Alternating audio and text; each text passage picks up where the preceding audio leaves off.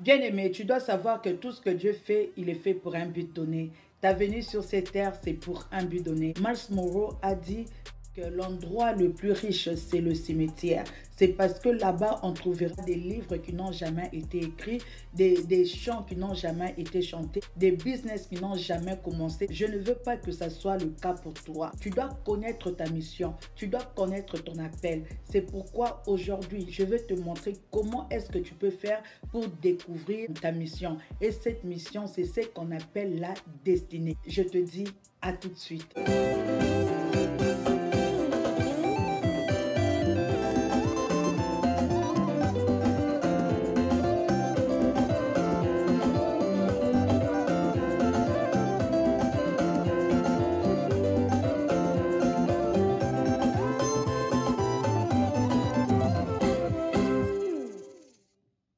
Shalom, shalom, peuple de Dieu. J'espère que vous allez tous bien. Je suis la servante de Dieu, Lydie Mombata.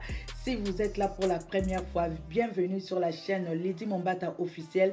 Ici, nous partageons la parole de Dieu pour aider ton esprit à se développer. Aujourd'hui, je veux te parler de la destinée. C'est quoi d'abord la destinée? La destinée, c'est ta mission sur la terre. C'est le pourquoi Dieu t'a envoyé sur la terre. Mais ça sera dommage pour toi si tu mourrais sans pour autant connaître le pourquoi tu es ici sur la terre. Dieu ne t'a pas envoyé seulement pour te marier ou pour avoir des enfants. Non, Dieu a mis des capacités en toi pour remplir une mission donnée, pour que tu puisses aussi contribuer à la société pendant que tu es encore vivant. La parole de Dieu déclare dans Jérémie 29, verset 11, « Je connais le projet que j'ai formé pour vous, les projets de paix et non de malheur, pour vous donner de l'avenir et de l'espérance. » Donc Dieu a des projets pour chacun d'entre nous. C'est à toi de reconnaître ces projets. Dans Éphésiens 2, verset 10, la parole de Dieu nous dit « Car nous sommes son ouvrage étant été créés en Jésus-Christ pour de bonnes œuvres, que Dieu a préparé d'avance afin que nous les pratiquions. » Ce verset te confirme, bien-aimé, que nous avons été créés par Dieu pour de bonnes œuvres que Dieu avait préparées en avance pour nous, pour que nous puissions les pratiquer. Alors, lorsque tu es sur la terre, tu dois te poser la question, quelles sont les œuvres que Dieu avait préparées en avance pour moi pour que je puisse les pratiquer? Les gens font ces erreurs-là. Ils essayent de copier la vie de leurs camarades. Des parents de foi font également ce genre d'erreurs, c'est-à-dire imposer les enfants ce que eux ils veulent, mais pas ce que Dieu veut pour les enfants. Lorsque tu n'es pas en train de faire ta mission, tu embrasses autre chose, c'est normal que tu puisses échouer. Pourquoi? Parce que Dieu ne t'a pas préparé pour ça. Lorsque Dieu te prépare pour une mission donnée, il te rend capable d'accomplir la mission. Mais lorsque tu essaies de copier, tu essaies de faire des choses parce que l'autre fait, lorsque tu essaies de faire des choses parce que l'autre fait, parce que ton ami fait, parce que ta copine fait, parce que le voisin fait, bien-aimé, sache que tu es en train de commettre une erreur monumentale.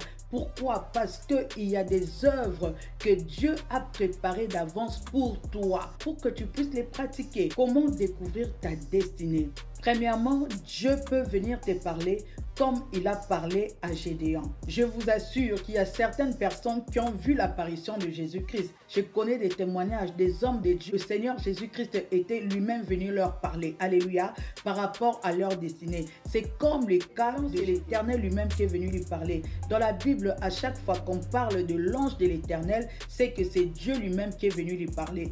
Dieu est venu voir Gédéon pour lui dire que c'est toi qui vas libérer ces peuples de la main des mendiants. Mais Gédéon avait peur. Il s'est dit, mais avec quoi je peux libérer Israël? Parce que ma famille est pauvre. Moi-même, je suis le cadet. Comment est-ce que je peux libérer Israël? Le cas de Jérémie, Dieu est venu vers Jérémie pour lui dire que avant que tu sois dans le ventre de ta mère, je te connaissais, je t'avais déjà établi prophète des nations. Jérémie également a dit, Seigneur, je suis un enfant, moi je ne sais pas parler. L'Éternel lui a dit, ne dis pas que tu es un enfant parce que je serai avec toi. Avec Gédéon aussi, Dieu lui a promis d'être avec lui. Bien-aimé, la destinée, des fois ça fait peur, alléluia. La destinée fait peur parce que souvent lorsque Dieu t'est choisi, ne crois pas que tu seras capable. Dieu va te prendre tel que tu es et c'est lui qui va travailler avec toi. C'est lui qui va te former. C'est lui qui va marcher avec toi. C'est pourquoi lorsque tu entends l'appel de Dieu, il ne faut pas résister. il faut te mettre au travail. Il faut dire au Seigneur Jésus-Christ, Seigneur, je suis là, fais de moi ce que tu veux. Pourquoi? Parce que si tu traînes, si tu fuis, tu vas commencer à retarder ta destinée. Comme moi, par exemple, j'ai eu à retarder ma destinée. Pourquoi? Parce que je ne voulais pas. Je fuyais. Je me disais que j'étais incapable. J'étais incapable de parler de Dieu. J'étais incapable de prêcher la parole. Et ça a pris du temps. J'ai perdu beaucoup des années parce que lorsque Dieu était en train de m'attendre pour venir prêcher la parole, pour me former d'abord et pour me demander de venir maintenant me mettre devant vous pour vous prêcher la parole, bien aimé, ça avait pris beaucoup de temps. Alors, lorsque Dieu dit dans Ésaïe 4, verset 10, j'annonce dès le commencement ce qui doit arriver et longtemps d'avance ce qui n'est pas encore accompli. Je dis mes arrêts subsisteront et j'exécuterai toute ma volonté. Pour dire que même lorsque tu fuis, Dieu finira par exécuter sa volonté parce qu'il est Dieu. Pareil avec moi, j'ai fouillé, mais aujourd'hui, je me retrouve en train de prêcher la parole. Aujourd'hui, je me retrouve en train de conduire tout un ministère. Pourquoi? Parce que c'était ça la volonté de Dieu pour moi. C'est pourquoi c'est très important pour toi d'écouter Dieu et de faire la volonté de Dieu. Lorsque Dieu t'appelle, il faut dire oui à Dieu et mets-toi au travail pour le Seigneur. Laisse Dieu te briser. Parce que souvent, lorsque Dieu t'appelle comme ça, il ne va pas directement t'envoyer. Il aura le temps avec toi. Il va prendre son temps, bien-aimé, pour te former. Il va prendre son temps pour te briser. Il va prendre son temps pour te tailler. Alors, au lieu de fuir, ou soit au lieu de copier les appels des autres, au lieu d'essayer de faire comme tout le monde, bien-aimé, écoute le Seigneur. Lorsque Dieu te visite, il faut dire oui, comme Gédéon a fini par dire oui, Jérémie également a fini par dire oui. Dieu peut te parler dans le songe. Nous avons dit comment découvrir la destinée. Premièrement, Dieu peut te parler. Comment? Il peut lui-même venir, tout comme il peut te parler dans le songe. Ça, c'est le cas de Joseph.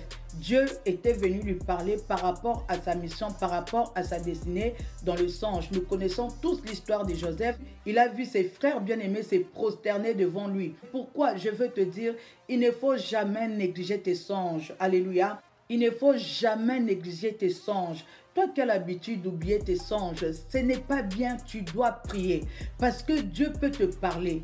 Dieu peut te montrer ta mission dans le songe. Moi-même, Dieu a commencé à me parler dans le songe. Je n'ai pas eu la prophétie d'un homme de Dieu qui est venu directement me dire que non, toi tu seras servante de Dieu. Non, tout a commencé dans le songe. Il y aura un jour, je vais vous donner mon témoignage bien-aimé et vous allez voir comment est-ce que j'ai commencé avec le Seigneur. Pour Joseph, c'était dans le songe. Moi-même également, c'était dans le songe, bien-aimé. Je me voyais en train de prier pour les gens. Je me voyais en train de prêcher la parole de Dieu. Je me voyais en train de parler de Jésus-Christ. J'étais moi-même troublée. J'avais peur. Je ne comprenais pas jusqu'à ce que j'ai eu à appeler mon pasteur. Et mon pasteur m'a dit que tu es une servante de Dieu. Dieu est en train de t'appeler pour le ministère. Moi-même, je ne savais pas. J'étais dans mes affaires. Mon but, c'était de devenir millionnaire. Mais Dieu m'a fait sortir de toutes ces choses bien-aimées et a fait de moi sa servante. Pourquoi? Parce qu'il avait déjà programmé ça pour moi. Par la grâce de Dieu, je suis dans la mission et je prie toujours pour que je ne puisse pas échouer parce que je sais que ce n'est pas facile, c'est beaucoup de sacrifices bien-aimés. C'est pourquoi il ne faut pas négliger tes songes, surtout lorsque le songe revient encore et encore. Sache que là, c'est déjà arrêté par le Seigneur. Alors, tu dois dire oui à Dieu et tu vas te mettre à écouter le Seigneur pour que l'Éternel puisse t'orienter. Troisièmement, Dieu peut parler, mais à une tierce personne. Premièrement, Dieu peut parler aux parents, comme le cas de Marie, la mère de Jésus-Christ. Lorsque l'ange est venu parler à Marie, Marie aussi avait eu peur. Alléluia.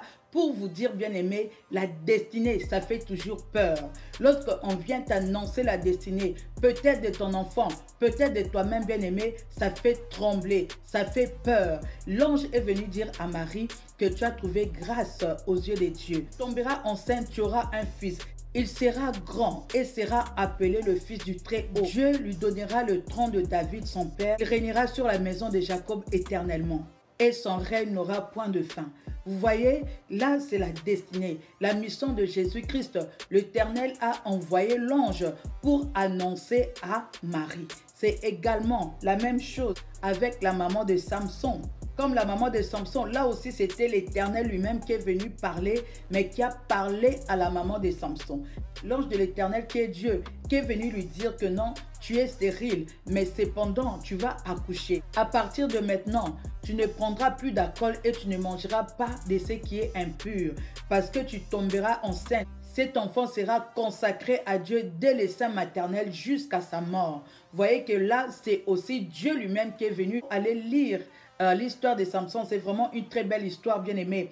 Dieu lui-même qui était venu, et la maman, lorsqu'elle a parlé au papa et le papa fait la prière, a demandé à Dieu, Seigneur, si c'est toi, reviens encore me parler. Alors l'Éternel était encore venu pour leur parler, bien aimé, de la destinée de Samson, pour dire que la destinée est très importante, bien aimé. La destinée est très importante, jusqu'à même à faire revenir Dieu, pour que Dieu puisse encore venir parler, et Dieu est encore venu parler, bien aimé, pour dire que ta destinée est très importante aux yeux de Dieu. Alléluia. Là, c'est lorsque Dieu parle à travers de tes parents. Mais Dieu peut parler aussi à travers d'un serviteur de Dieu, à travers d'un prophète de Dieu, à travers ton pasteur, à travers ta maman spirituelle. Comme le cas de David. Alléluia. Dieu a eu à parler à Samuel. Dieu a demandé à Samuel d'aller oindre David.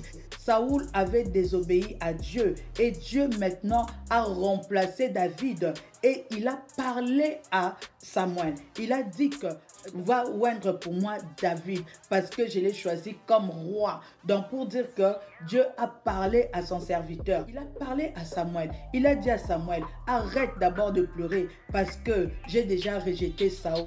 Comme le cas de Betsalil, bien-aimé, Dieu a parlé à Moïse. Là, tu peux lire ça dans Exode 31. Betsalil, le fils de Uri. Dieu a dit à Moïse, sache que j'ai choisi Betsalil. Je l'ai rempli de l'Esprit de Dieu, d'intelligence, de sagesse et de savoir pour toutes sortes d'ouvrages. Rendu capable de travailler l'or, de faire des inventions. Donc, pour dire que Dieu peut parler, bien-aimé, à ton leader, Dieu peut parler à ton père spirituel, Dieu peut parler à ta mère spirituelle, Dieu peut parler, bien-aimé, à travers un serviteur de Dieu, des fois même un serviteur de Dieu inconnu. Si tu as déjà découvert ta destinée, bien-aimé, écris en commentaire, dis-nous à quoi Dieu t'a appelé. As-tu un ministère? Es-tu médecin? Parce que vous voyez le cas de Betsalil, Dieu l'a rendu capable de faire des inventions. Dieu l'a rendu capable de travailler de l'or. Dieu l'a rendu capable, pourquoi? Parce que Moïse avait besoin des personnes pour bâtir l'arche de l'Éternel. Alléluia. Alors c'était la mission de Betsalil et puis il y avait d'autres personnes que Dieu avait choisies, que Dieu avait rendu capables, bien aimé, pour faire ce travail. Là, c'était les sous-points de Dieu peut te parler. Il peut te parler seul, il peut venir te parler, tout comme il peut te parler dans le songe à travers d'une tierce personne qui peut être ton père ou même aussi un homme de Dieu. Alléluia. Deuxièmement, comment reconnaître ta destinée? Tu vas reconnaître ton appel lorsque tu es frustré. Il y a de ces choses que les autres vont trouver que c'est normal, mais toi, tu trouveras que c'est pas normal lorsque la chose n'est pas bien faite. Lorsque ça te trouble, lorsque tu es frustré, sache que ça, c'est ton appel. Là, c'est le cas de Néhémie. Néhémie, lorsque son frère Anani et d'autres personnes sont venus le rendre visite là-bas à Juda, il a posé la question de savoir comment est-ce que le pays, comment est-ce que les autres sont là-bas. Ils ont dit que non, ils ont donné les rapports. Ils ont dit que les murailles de Jérusalem sont en ruine et les portes sont consumées par les feux. Directement, Néhémie a commencé à pleurer. Et pourtant, ils étaient là-bas à Jérusalem, mais ils n'ont rien fait de cela. Ils vivent là-bas. Mais lorsque Néhémie a entendu ça, il s'est mis à pleurer. Il est même entré en jeûne et prière. Il a senti au-dedans de lui qu'il devait aller bâtir le mur de Jérusalem. Pendant que les autres, c'était normal pour eux. Et c'est Néhémie, bien-aimé, qui est parti reconstruire ce mur. Néhémie, bien-aimé, a pleuré. Pourquoi? C'est que Dieu l'avait mis à cœur. Si tu lis son histoire, il y a un endroit où il a dit Dieu m'a mis à cœur de rebâtir ces murailles. Il avait senti ça au-dedans de lui. Il était frustré. Il était même malade, si je peux le dire. Il s'est dit non, mais c'est pas possible. Moi, je ne peux pas être ici et chanson du roi pendant que mon pays là-bas, il y a ruine. Pendant que mon pays, il y a ruine. Pendant que les murailles de Jérusalem est détruites. Et il est entré pour ça même en jeûne et prière pour avoir la permission du roi bien-aimé pour qu'il puisse aller bâtir les murs. Donc lorsque tu vois que tu es frustré par rapport à quelque chose, sache que c'est aussi ton appel. Là où les gens trouvent que c'est normal, mais toi, ça te frustre, tu es mal à l'aise lorsque la chose n'est pas bien faite, sache que ça aussi, c'est ton appel. C'est-à-dire, Dieu t'appelle à régler ce problème. Dieu t'appelle à emmener la solution à ces problèmes. La parole de Dieu nous dit dans Psaume 84, verset 5, « Heureux ceux qui placent en toi leur appui, ils trouvent dans leur cœur des chemins tout tracés. » Là, c'est vraiment le cas de Néhémie, bien-aimé. Il a été frustré. Pourquoi? Parce que Dieu avait mis ça dans son cœur. Donc, tu peux découvrir ta destinée par rapport à ce que tu aimes faire le plus. Parce que Dieu va tracer aussi le chemin dans ton cœur pour que tu puisses aimer faire quelque chose. Car c'est lui qui produit en nous le vouloir et le faire. Alléluia. Comme le cas de Tabitha dans la parole de Dieu. Tabitha, bien-aimée, c'était une femme d'action. Tabitha, bien-aimée, elle aimait bien faire ça. Elle aimait s'occuper des pauvres. Elle aimait donner des offrandes, donner des aumônes, bien-aimée. Elle s'occupait des veuves. Ça, c'était sa vie. C'était ça, sa destinée, bien-aimée. C'est que tu aimes faire. C'est-à-dire le travail que tu peux faire même sans être rémunéré. C'est ça qui est ton appel. Si tous les jobs pouvaient payer la même chose, quel est ce job que tu peux choisir faire? Si on dit à partir d'aujourd'hui, on va commencer à tout payer 10 $ par heure, ou même nous allons tous travailler sans salaire, quel est ce métier que tu vas choisir? Qu'est-ce que tu vas vouloir faire, même sans salaire, ou même si tous les jobs bien-aimés payaient la même chose? C'est que c'est ça aussi ton appel. Lorsque tu découvres ta destinée, bien-aimé, tu réussis ta vie. Alléluia. Mais je te dis que la destinée, ce n'est pas parce que Dieu t'a appelé à faire quelque chose que ça sera facile. Non, tu dois payer le prix pour ta destinée. Et puis en passant, lorsqu'on parle de la destinée, ça ne sera pas pour toi. Ça sera pour les autres. C'est-à-dire Dieu va t'équiper. C'est pour servir les autres. Lorsque tu ne sers pas, lorsque tu n'entres pas dans ta destinée, Dieu dira que tu es un serviteur paresseux, bon à rien. C'est pourquoi c'est de ta responsabilité de connaître ta destinée, d'entrer dans ta destinée, servir le monde bien-aimé à travers les talents que Dieu a mis en toi ou même par ton appel bien-aimé.